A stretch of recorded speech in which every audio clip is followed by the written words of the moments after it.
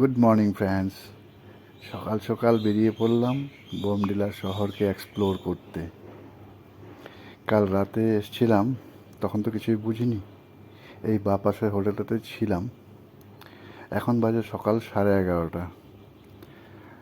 আর hotel থেকে বেরিয়ে দেখি এ কী অবস্থা। দেখুন, কিছুই দেখা যাচ্ছে না, ঘন কুয়াশা। এই হচ্ছে গিয়ে অরুণাচলের প্রকৃতি। এই মে জুন মাসের মধ্যে যদি এই ধরনের ওয়েদার হয় কেমন লাগে বন্ধুরা বলুন। আমার তো প্রচুর কাঁপুনি ধরে উঠেছে, তার মধ্যে গরমের পোশাকও আনিনি।